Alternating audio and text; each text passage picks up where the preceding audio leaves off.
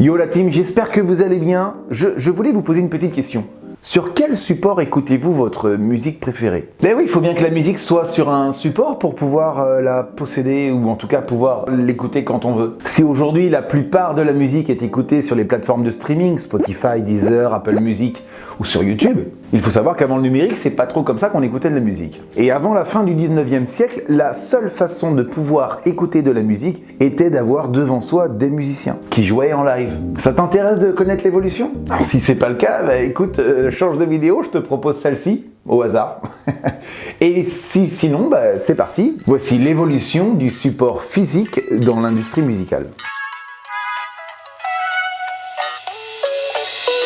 Et c'est en 1877 que le célèbre Thomas Edison invente le phonographe. Le phonographe est un appareil d'abord destiné à graver, puis à reproduire du son. Mais ça ne permet pas encore d'écouter les sons qu'on veut entendre d'ailleurs. On peut juste entendre ce qu'on vient d'enregistrer. Grâce à ce phonographe, on peut enregistrer des sons sur un cylindre phonographique, appelé également cylindre Edison. C'est le pionnier du format physique. C'est la première fois qu'on a une musique sur un cylindre qu'on peut vendre et commercialisé. Alors bien sûr, avant 1877, quelques tests étaient faits dans le monde entier. Il y avait quelques instruments de musique mécaniques qui avaient déjà été inventés, tels que les orgues de Barbarie ou les boîtes à musique. C'était des objets qui permettaient aux particuliers d'écouter un ouvrage musical directement chez eux, sans avoir à assister à un concert. En France, en 1857, Édouard Léon Scott de Martinville invente le phonautographe. En fixant un stylet sur une membrane élastique, ça permettait d'enregistrer la voix humaine.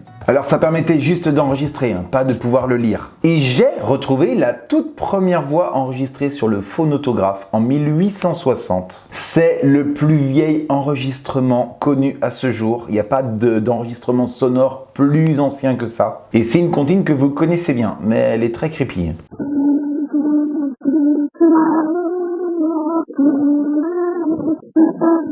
Une dizaine d'années après le phonographe est inventé le gramophone. Et bien sûr, vous connaissez cet objet, vous l'avez déjà vu. Alors peut-être pas en vrai, mais... Vous cherchez des piles pour un gramophone? Oui, j'ai de superbes piles à galène. Je sais que la dernière fois qu'Edith Piaf m'en a commandé, elle était fort ravie. Edith Piaf est morte. C'est l'ingénieur américain d'origine allemande Emil Berliner qui créera ce gramophone. Et c'est sur cet appareil qu'on pouvait lire les premiers disques 78 tours, alors c'était pas encore des vinyles. Le disque était en gomme laque et il fallait le faire tourner à la main, c'était mécanique. Donc autant te dire que fallait réussir à trouver à peu près le 78 tours minute pour avoir la chanson dans sa vitesse normale. Je le fais bien. En 1898, le Danois Valdemar Poulsen invente le télégraphone. Premier appareil à proposer une méthode d'enregistrement audio. Mais cette méthode ne connaîtra un essor que 40 à 50 ans plus tard, dans les années 1940-1950.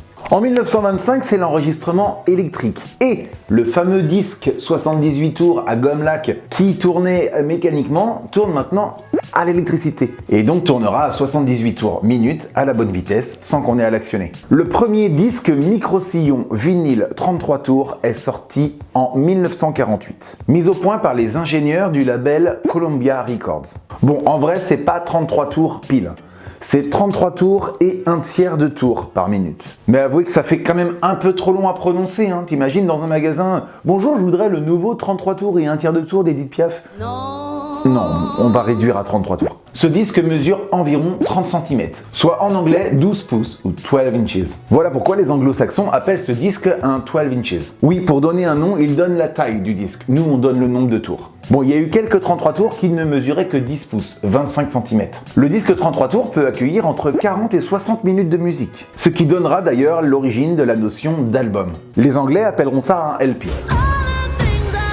Non, pas la chanteuse. Terme qu'on utilisera finalement aussi en France, LP, les initiales de long play, ce qui veut dire lecture longue, en opposition aux 45 tours. Les premiers 45 tours sortiront aux États-Unis l'année qui suit le 33 tours, c'est-à-dire en 1949. Créé par le label RCA Records pour relancer et développer le marché des jukebox. Ces disques font 17,5 cm de diamètre, soit 7 pouces. C'est pour ça que les Anglais appellent ça le 7 pouces, le 7 inches. Plus petit, ils ne contiennent qu'une chanson par face. C'est pourquoi ce 45 tours prendra également le nom de SP, SP, single play, ce qui veut dire lecture seule quoi, un seul titre. Ces disques 45 tours étaient très prisés surtout par les adolescents, déjà pour leur prix bien sûr, bien moins cher qu'un 33 tours, plus facilement transportable également et surtout ce sont les seuls disques qui étaient compatibles avec les fameux manche-disques. Cet objet super tendance de l'époque qui est un peu l'ancêtre du Discman mais filaire.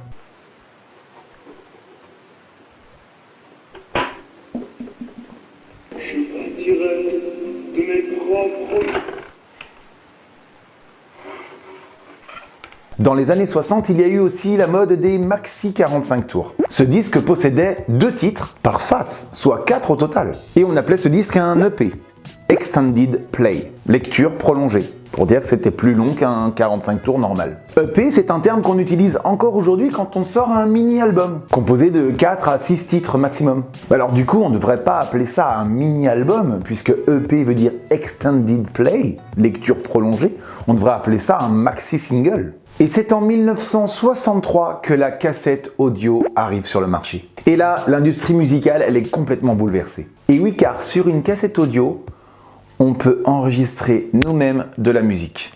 Ce qu'on ne pouvait pas faire sur un vinyle. C'est le début de la copie privée, l'ancêtre du téléchargement illégal. Et c'est considéré comme une véritable menace au sein de l'industrie du disque. D'ailleurs, les moins jeunes d'entre vous l'ont tous fait. Ils ont écouté la radio, ils attendaient que leur musique préférée passe et ils l'enregistraient sur leur cassette, en priant pour que l'animateur ne parle pas pendant l'intro de la chanson. C'est ainsi que furent créées d'ailleurs les premières compilations. La cassette audio fonctionne avec un enregistrement sur bande magnétique, créé par Lou Ottens, un néerlandais, breveté et mis sur le marché par Philips. Ces cassettes ont également 2 faces, une face A et une face B, et il existe également des cassettes single, avec une chanson par face. Au début des années 80, la vente des cassettes a littéralement mis celle des vinyles au plus bas. Oh là là, le marché des vinyles en a pris un sacré coup. En effet, l'objet est bien plus petit, transportable, et surtout, on peut le mettre dans un autoradio. Et donc écouter ses musiques au volant de sa voiture. Pareil, et ça semblait impensé à l'époque, on peut écouter sa musique en marchant dans la rue. Grâce au fameux Walkman, en français baladeur. Ouais, un baladeur. Ça faisait de longues années que j'avais pas prononcé ce mot, baladeur. Waouh! Mais à la même époque, parallèlement, est créé un nouveau support physique, le disque compact, en anglais compact disc dont les initiales sont CD. Développé par Sony et Philips et commercialisé à la fin de l'année 1982. C'est un nouveau procédé, c'est un laser qui vient frapper le disque en rotation pour pouvoir écouter de la musique. Une bien meilleure qualité sonore que les cassettes et les vinyles, si bien qu'au début des années 90, le CD mettra une claque à ses 2 ancêtres. J'ai compris ça. Le CD est plus petit que le vinyle, sensiblement la même taille qu'une cassette, et la musique est présente sur une seule face. Pas besoin de le retourner à la moitié de l'album comme un vinyle ou une cassette. Et en plus, dessus, on peut y mettre jusqu'à 74 minutes de musique. C'est large pour un album. Là aussi, il existe les CD singles sur lesquels on peut retrouver... Non, pas une, mais 2 chansons. Ouais, single, ça veut dire seul, mais du coup, on a gardé le principe de face A, face B des anciens vinyles et des anciennes cassettes, sauf que là, les 2 chansons sont sur la même face. Le tube en numéro 1 et en numéro 2, une autre chanson ou la version instrumentale ou la version remix. En 1991 sort encore un nouveau support que vous connaissez peut-être moins, le MD. Appelé aussi le mini-disque et ayant la forme d'une petite disquette d'ordinateur, c'est Sony qui décide de sortir ce nouveau support, plus petit qu'une cassette et avec la même qualité de son qu'un CD. Mais le gros avantage qu'il y avait, c'est qu'on pouvait enregistrer de la musique dessus, ce qu'on ne pouvait pas encore faire sur un CD. Malheureusement, Sony n'aura vendu que 50 000 lecteurs MD à travers le monde la première année. Les gens n'ont pas adhéré à ce produit. Parallèlement, le CD-R était sorti, CD recording, CD enregistrable. C'est bien qu'on a dû dire au revoir au MD. Et moi, je suis déçu parce que j'en avais des MD, j'adorais ça. Quand un jour arrive le MPEG 1 ou 2 Audio Layer 3. Oui, t'en as déjà entendu parler, puisqu'on appelle ça MP3. Démocratisé au milieu des années 90, le MP3 dématérialise nos disques préférés. Intimement lié, surtout au début, au téléchargement illégal, et donc la musique gratuite sans l'acheter.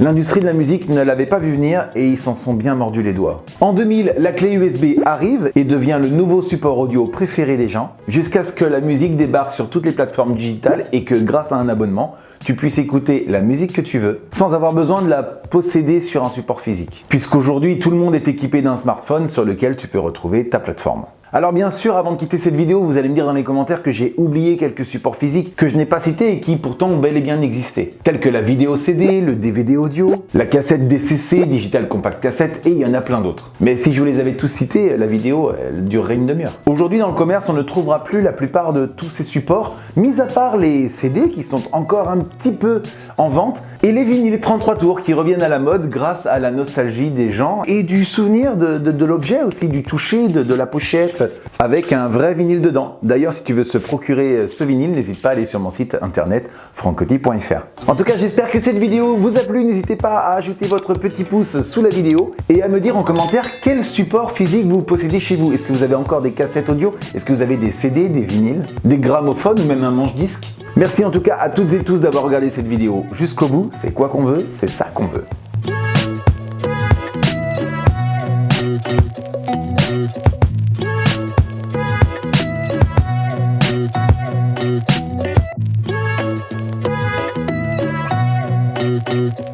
Thank you.